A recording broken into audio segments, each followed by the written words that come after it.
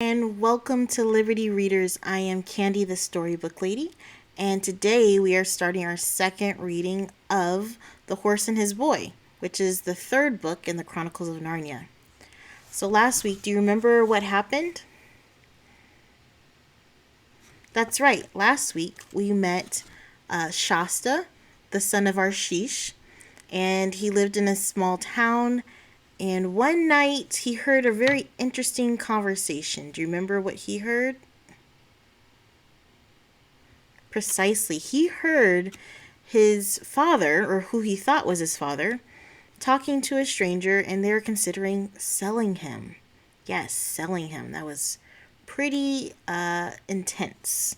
And so he also, in that same conversation, learned that that wasn't his true father, and that he was pretty much found as an orphan. His father had died, and his mother was nowhere to be seen, and so this man had taken him in.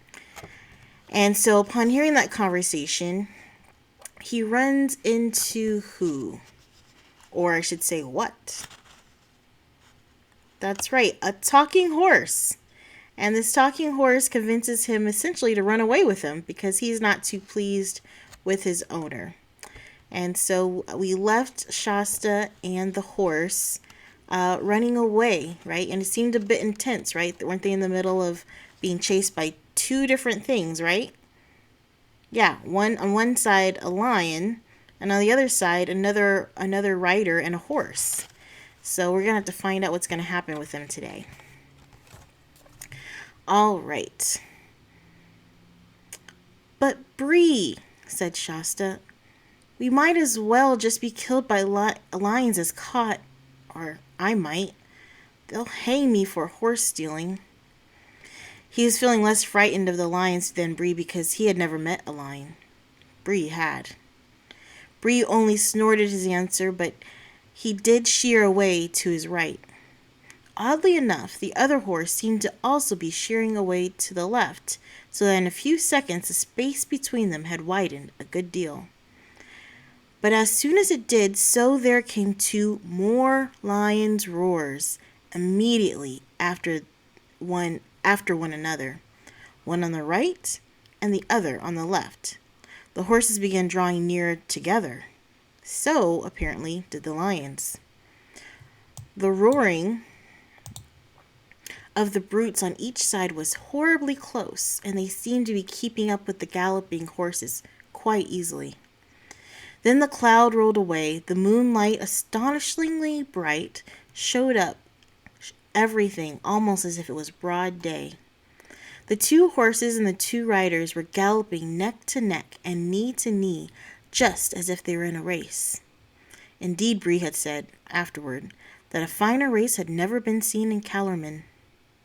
Shasta now gave himself up for lost and began to wonder whether lions killed you quickly or played with you as a cat plays with a mouse, and how much it would hurt. At the same time, one sometimes does this at the most frightful moments. He noticed everything. He saw that the other rider was a very small, slender person, mail-clad, and the moon shone on the mail, and riding magnificently. He had no beard. Something flat and shining was spread out before them. Before Shasta had time to even guess what it was, there was a great splash, and he found his mouth full, or half full, of salt water. The shining thing had been a long inlet of the sea. Both horses were swimming, and the water was up to Shasta's knees.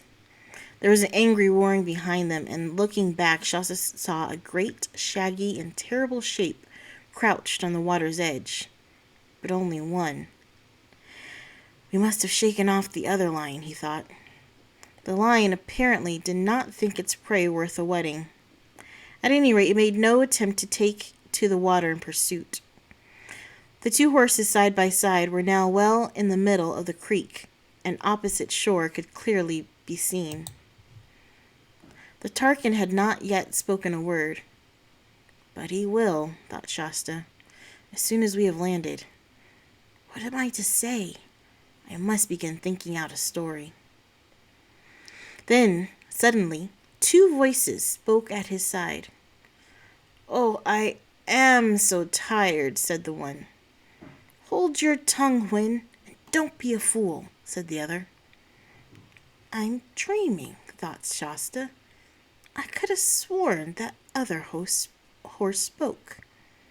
Soon the horses were no longer swimming, but walking, and soon with a great sound of water running off their sides and tails, and with a great crunching of pebbles under 8 hooves, they came out of the farthest beach of the inlet.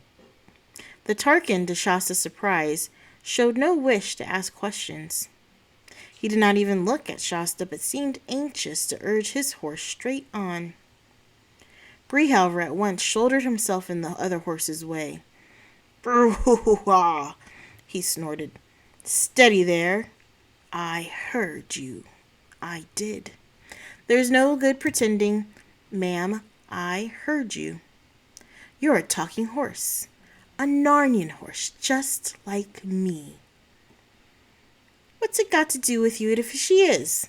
Said the strange rider fiercely, laying hand on sword hilt. But the voice in which the words were spoken had already told Shasta something. Why, it's only a girl, he exclaimed. And what business of yours if I'm only a girl? Snapped the stranger. You're probably only a boy, a rude, common little boy. A slave, probably, who's stolen his master's horse. That's all you know, said Shasta. He's not a thief, little Tarkina, said Bree. At least, if there's been any stealing, you might just as well say I stole him. And as for it not being my business, you wouldn't expect me to pass a lady of my own race in this strange country without speaking to her. It's only natural I should. I should think it's very natural, too, said the mayor. I wish you would hold your tongue, Hwin, said the girl. Look at the trouble you've got us into. I don't know about trouble, said Shasta. You can clear off as soon as you like. We shan't keep you.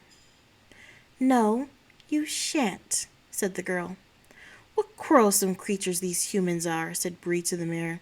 They're as bad as mules. Let's try to talk a little sense. I take it, ma'am, your story's the same as mine? Captured in early youth, years of slavery amongst the Calormins? Too true, sir, said the mayor with melancholy whinny. And now, perhaps, escape? Tell him to mind his own business, Hwin, said the girl. No, I won't, Arvis, said the mayor, putting her ears back. This is my escape just as much as yours, and I'm sure a noble war horse like this is not going to betray us. We are trying to escape to get to Narnia.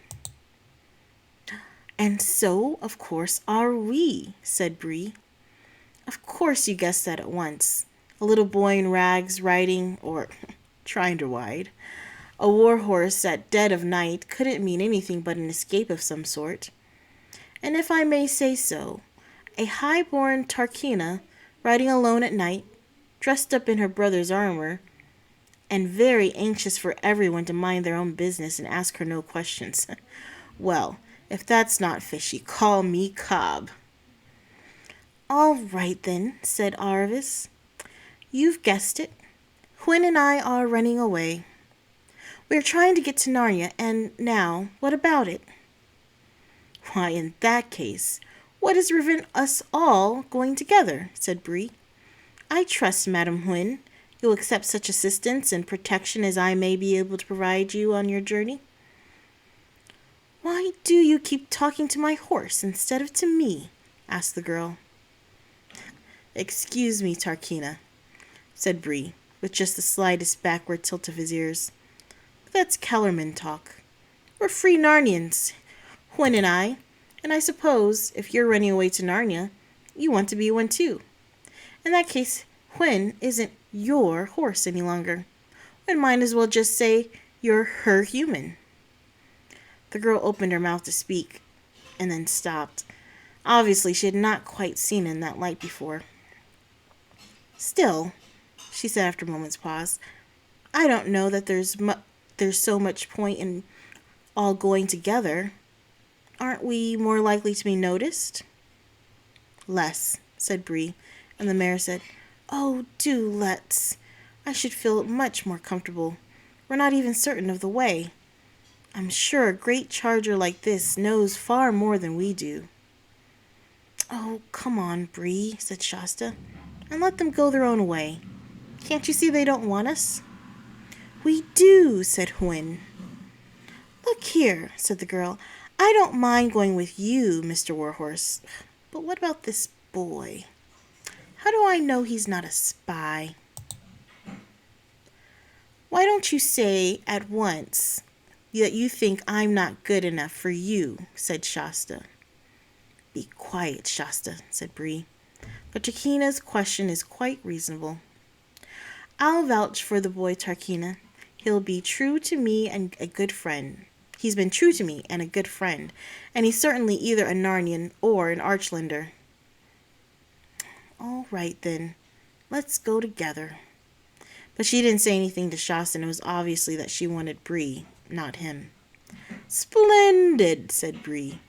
"And now that we've got the water between us, those dreadful animals, what about you two humans taking off our saddles and our all having a rest and hearing one another's stories?" Both the children unsaddled the horses, and the horses had a little grass, and Arvis produced rather nice things to eat from her saddlebag. But Shasta sulked and said no thanks, and that he wasn't hungry, and he tried to put on what he thought very grand and stiff manners. But as a fisherman's hut is not usually a good place for learning grand manners, the result was dreadful. And he half knew that it wasn't a success, and then became sulkier and more awkward than ever. Meanwhile, the two horses were getting along splendidly.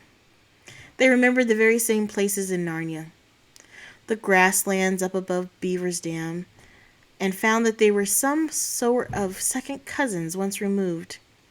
This made things more and more uncomfortable, and the humans, until at last Bree said, "And now, Tarkina, tell us your story. And don't hurry it. I'm feeling comfortable now." Aravis immediately began, sitting quite still, and using a rather different tone and style from her usual one. For in Kolorman, storytelling, whether the stories are true or made up, is a thing you're taught, just as English boys and girls are taught essay writing. The difference is that people want to hear stories, whereas I've never heard anyone who wanted to read the essays. Chapter 3, At the Gates of Tashbaan. "My name," said the girl at once, "is Aravis Tarkina, and I am the only daughter of Kidrash Tarkan, the son of Rishti Tarkan, the son of Kidrash Tarkan, the son of Ilsomelbreth Tisroc, the son of Ardib Tisroc, who was descended in a right line from the god Tash. My father is a lord of the province of Kalavar, and is one of who has the right of standing on his feet in his shoes before the face of Tisroc himself. May he live forever. My mother, on whom the peace of the gods, is dead, and my father has married another wife. One of my brothers has fallen in battle against the rebels in the far west, and the other is a child. Now if it came to pass that my father's wife, my stepmother, hated me, and the sun appeared dark in her eyes as long as I lived in my father's house, and so she persuaded my father to promise me in marriage to Ahashta Tarkan. Now this Ahashta is of base birth, though in these latter years he has won the favor of the Tisroc, may he live forever, by flattering evil counsels, and is now made a Tarkan and the lord of many cities, and is likely to be chosen as the Grand Vizier when the present Grand Vizier dies. Moreover, he is at least 60 years old, and has a hump on his back, and his face resembles that of an ape. Nevertheless, my father, because of the wealth and power of this Ahashta, and being persuaded by his wife, sent messengers offering me in marriage. And the offer was favorably accepted, and Ahashta sent word that he would marry me this very year, at the time of high summer. When this news was brought to me, the sun appeared dark in my eyes, and I laid myself on my bed and wept for a day. But on the second day, I rose up and washed my face, and caused my mare Hwin to be saddled, and took with me a sharp dagger, which my brother had carried in the Western wars, and rode out alone. And when my father's house was out of sight, and I was come to a green open place in a certain wood where there were no dwellings of men, I dismounted from Hwin, my mare, and I took the dagger. Then I parted my clothes where I thought the readiest way lay to my heart, and I prayed to all the gods that as soon as I was dead, I might find myself with my brother. After that, I shut my eyes and my teeth and prepared to dive the dagger into my heart. But before I had done so, this mare spoke with the voice of one of the daughters of men and said, "Oh, my mistress, do not by any means destroy yourself, for if you live, you may have good fortune, but all the dead are dead alike." "I didn't say it half so well as that," muttered the mare. "Hush, ma'am, hush," said Brie, who was thoroughly enjoying the story. "She's telling it in the Grand Calormene way, and no storyteller in a Tisrock's court could do it better. Pray, go on, Tarkheena." "When I heard the language of men uttered by my mare," continued Arvis, "I said to myself, the fear of death has disordered my reason and subjected me to delusions. And I became full of shame, for none of my lineage ought to fear death more than the biting of a gnat. Therefore I addressed myself in a second time to the stabbing. But Hwin came near me, and put her head in between me and the dagger, and discoursed to me so excellent reasons, and rebuked me as a mother rebukes her daughter. And now my wonder was so great that I forgot about killing myself and about Ahashta, and I said, 'Oh, my mare, how have you learned to speak like one of the daughters of men?' And Hwin told me it is what is known to all this company, that in Narnia there are beasts that talk, and how she herself was stolen from thence when she was a little foal. She told me also of the woods and waters of Narnia, and the castles and the great ships, till I said, 'In the name of Tash and Azeroth and Zardina, Lady of the Night, I have a great wish to be in that country of Narnia.' 'Oh, my mistress,' answered the mare, 'if you were in Narnia, you would be happy, for in that land no maiden is forced to marry against her will.'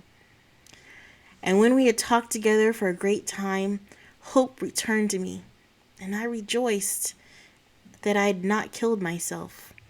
Moreover, it was agreed between Hwin and me that we should steal ourselves away together, and we planned it in this fashion. We returned to my father's house, and I put on my gayest clothes, and sang and danced before my father, and pretended to be delighted with the marriage which he had prepared for me. Also I said to him, 'O my father, and O the delight of my eyes, give me your license and permission to go with one of my maidens alone for 3 days into the woods to do secret sacrifices to Zardina, Lady of the Night and of the maidens, as is proper and customary for damsels when they must bid farewell to the service of Zardina and prepare themselves for marriage.' And he answered, 'O my daughter, and O the delight of my eyes, so it shall be.' But when I came out from the presence of my father, I went immediately to the oldest of his slaves, his secretary, who had dandled me on his knees when I was a baby, and loved me more than the air and the light. And I swore him to be secret, and begged him to write a certain letter for me. And he wept and implored me to change my resolution. But in the end he said, 'To hear is to obey,' and did all my will. And I sealed the letter and hid it in my bosom." "But what was in the letter?" asked Shasta. Be quiet, youngster, said Bree. You're spoiling the story. She'll tell us all about the letter in the right place. Go on, Tarkina. Then I called the maid who was to go with me to the woods and perform the rites of Zardina, and told her to wake me very early in the morning. And I became merry with her and gave her wine to drink. But I had mixed such things in her cup that I knew she must sleep for a night and a day. And so the household of my father had committed themselves to sleep. I arose and put on an armor of my brothers, which I always kept in my chamber in his memory. I put into my girdle and all the money I had and certain choice jewels, and provided myself also with food, and saddled the mare with my own hands, and rode away in the second watch of the night. I directed my course not to the woods where my father supposed I would go, but north and east to Tashbaan. Now for 3 days and more I knew that my father would not seek me, being deceived by the words I had said to him. And on the 4th day we arrived in the city of Azim Balda. Now Azim Balda stands in the meeting of many roads, and from it the post of Tisroc, may he live forever, ride on swift horses to every part of the empire. And it is one of the rights and privileges of the greater Tarkans to send messages by them. I therefore went to the chief of the messengers in the house of an imperial post in Azim Badla, and said, O dispatcher of messages, here is a letter from my uncle Ahashta Tarkan to Kidrash Tarkan, lord of Kalavar. Take now these 5 crescents and cause it to be sent to him. And the chief of the messengers said, To hear is to obey. This letter was feigned to be written by Ahashta, and this was the signification of the writing. Ahashta Tarkan to Kidrash Tarkan, salutation and peace. In the name of Tash, the irresistible, the inexorable, be it known to you that as I made my journey towards your house to perform the contract of marriage between me and your daughter, Aravis Tarkina, it pleased fortune and the gods that I fell in love with her in the forest when she had ended the rites and sacrifices of Zardina, according to the custom of maidens. And when I learned who she was, being delighted with her beauty and discretion, I became inflamed with love, and it appeared to me that the sun would be dark to me if I did not marry her at once. Accordingly, I prepared the necessary sacrifices and married your daughter the same hour that I met her, and I returned with her to my own house. And we both pray and charge you to come hither as speedily as you may, that we may be delighted with your face and speech, and also that you may bring with you the dowry of my wife, which by reason of my great charges and expenses I require without delay. And because thou and I are brothers, I assure myself that you will not be angered by the haste of my marriage, which is wholly occasioned by the great love I bear for your daughter. And I commit to you the care of all the gods.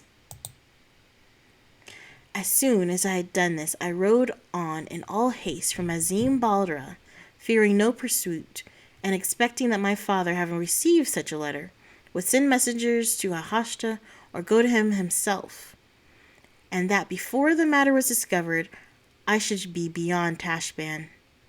And that is the pitch of my story, until this very night, when I was chased by lions and met you at the swimming of the salt water. And what happened to the girl?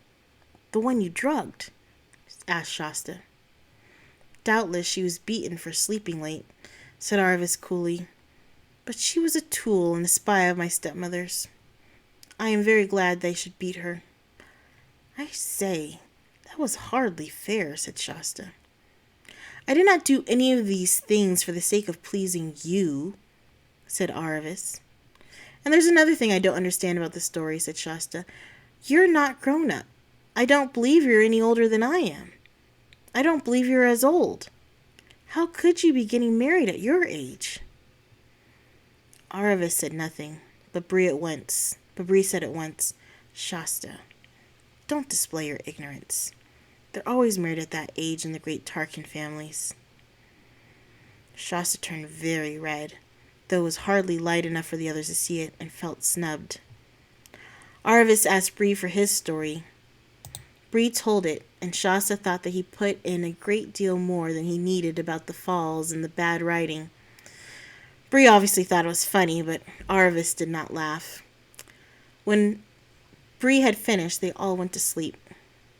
Next day, all four of them, 2 horses and 2 humans, continued their journey together. Shasta thought it had been much pleasanter when he and Bree were on their own, for now it was Bree and Arvis who did nearly all the talking. Bree had lived a long time in Calormen, and had always been among Tarkins and Tarkins' horses, and so of course he knew a great many of the same people and places that Arvis knew. She would always be saying things like, "But if you were at the fight of Zoldara, you would have seen my cousin, Alamash." And Bree would answer, "Oh, yes, Alamash. He was the only captain of the chariots, you know. I don't quite hold with the chariots or the kind of horses who draw chariots. That's not real cavalry. But he is a worthy nobleman. He filled my nosebag with sugar after the taking of Tebeth." Or else Bree would say, "I was down at the Lake of Mesril that summer." And Arvis would say, "Oh, Mesril. I had a friend there, Lazarine, Tarkina. What a delightful place it is. Those gardens and the Valley of the Thousand Perfumes." But Bree was not in the least trying to leave Shasta out of these things, though Shasta sometimes nearly thought he was. People who know a lot of the same things can hardly help talking about them, and if you're there, you can only help feeling that you're out of it. Hwin the mare was rather shy before a great warhorse like Bree, and said very little. And Arvis neither spoke to Shasta at all if she could help it. Soon, however, they had more important things to think about. They were getting near Tashbaan. There were more and larger villages and more people on the roads. They now did nearly all their traveling by night and hid as best they could during the day. And at every halt, they argued and argued about what they were to do when they reached Tashbaan. Everyone had been putting off this difficulty, but now it could not be put off any longer. During the discussions, Arvis became a very little, less unfriendly towards Shasta. One usually gets on better with people when one is making plans than when one is talking about nothing in particular. Bree said the first thing now to do was to fix a place where they would all promise to meet on the far side of Tashbaan, even if by ill luck they got separated in passing the city. He said the best place would be the tombs of the ancient kings on the very edge of the desert. Things like great stone beehives, he said. You can't possibly miss them. And the best of it is that none of the Calormenes will go near them because they think the place is haunted by ghouls and are afraid of it. Arvis asked if it wasn't really haunted by ghouls, but Bree said he was a free Narnian horse and he didn't believe in those Calormen tales. And then Shasta said he wasn't a Calormen either and didn't care a straw about those old stories of ghouls. That wasn't quite true, but it rather impressed Arvis, though at a moment it annoyed her too, and of course she had said she didn't mind any number of ghouls either. So it was settled that the tomb should be their assembly place on the other side of Tashbaan, and everyone felt they were getting on very well, till Hwin humbly pointed out that the real problem was not where they should go when they got through Tashbaan, but how they were to get through it. "We'll settle that tomorrow, ma'am," said Bree. "Time for a little sleep now." But it wasn't easy to settle. Arvis' first suggestion was that they should swim across the river below the city during the night and not go into Tashbaan at all. But Bree had 2 reasons against this. One, that the river mouth was very wide and would be far too long a swim for Hwin to do, especially with a rider on her back. He thought it would be too long for himself too, but he said much less about that. The other was that it would be full of shipping, and of course anyone on the deck of a ship who saw 2 horses swimming past would be almost certain to be inquisitive. Shasta thought they should go up the river above Tashbaan and cross it when it was narrower. But Bree explained that there were gardens and pleasure houses on both banks of the river for miles, and that would be the Tarkins and Tarkinas living in them and riding about the roads and having water parties in the river. In fact, it would be the most likely place in the world for meeting someone who would recognize Aravis or even himself. We'll have to have a disguise, said Shasta.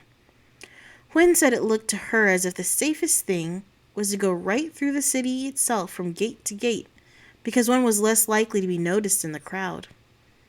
But she approved of the idea of disguise as well. She said both the humans will have to dress in rags and look like peasants or slaves, and all Aravis's armor and our saddles and things must be made into bundles and put on our backs, and the children must pretend to drive us, and people will think we're only pack horses. My dear Hwin, said Aravis rather scornfully, as if anyone could mistake Bree for anything but a war horse, however you disguised him. I should think not, indeed, said Bree, snorting and letting his ears go ever so little back. I know it's not a very good plan, said Hwin, but I think it's our only chance. And we haven't been groomed for ages, and we're not looking quite ourselves. At least, I'm sure I'm not. I do think if we get well plastered with mud and go along with our heads down as if we're tired and lazy, and don't lift our hooves hardly at all, we might not be noticed. And our tails ought to be cut shorter. Not neatly, you know, but all ragged. My dear madam, said Bree, have you pictured to yourself how very disagreeable it would be to arrive in Narnia in that condition? Well, said Hwin humbly. She was a very sensible mare. The main thing is to get there. Though nobody much liked it, it was Hwin's plan which had to be adopted in the end. It was a troublesome one and involved a certain amount of what Shasta called stealing and Bree called raiding. One farm lost a few sacks that evening, and another lost a coil of rope the next. But some tattered old boys' clothes for Aravis to wear had to be fairly bought and paid for in the village. Shasta returned with them in triumph just as evening was closing in. The others were waiting for him among the trees at the foot of the low range of the wooded hills, which lay right across their path. Everyone was feeling excited because this was the last hill, and when they reached the ridge at the top, they would be looking down on Tashbaan. I do wish we were safely past it, muttered Shasta to Hwin. Oh, I do, said Hwin fervently. That night, they wound their way through the woods up to the ridge by the woodcutter's track. And when they came out of the woods at the top, they could see thousands of lights in the valley down below them. Shasta had no notion of what a great city would be like, and it frightened him. They had their supper, and the children got some sleep, but the horses woke them up very early in the morning. The stars were still out, and the grass was terribly cold and wet, but daybreak was just beginning. Far to their right across the sea, Aravis went a few steps away into the wood and came back looking odd in her new ragged clothes and carrying her real ones in a bundle. These and her armor and shield and scimitar and the 2 saddles and the rest of the horse's fine furnishings were put into the sacks. Bree and Hwin had already got themselves as dirty and bedraggled as they could, and it remained to shorten their tails. As the only tool for doing this was Aravis's scimitar, one of the packs had to be undone again in order to get it out. It was a longish job and rather hurt the horses. My word, said Bree. If I wasn't a talking horse, what a lovely kick in the face I could give you. I thought you were going to cut it, not pull it out. That's what it feels like. But in spite of the semi-darkness and cold fingers, all was done in the end. The big packs bound on the horses, the rope halters, which they were now wearing instead of the bridles and reins, in the children's hands, and the journey began. Remember, said Bree, keep together if we possibly can. If not, meet at the tombs of the ancient kings, and whoever gets there first must wait for the others. And remember, said Shasta, don't you two horses forget yourselves and start talking, whatever happens. I think we will stop there. So, what do you think will happen? Will they get through the city okay? Are they going to encounter any problems? What kind of problems do you think they could encounter? Well, we'll find out next time when you join us for Liberty Readers.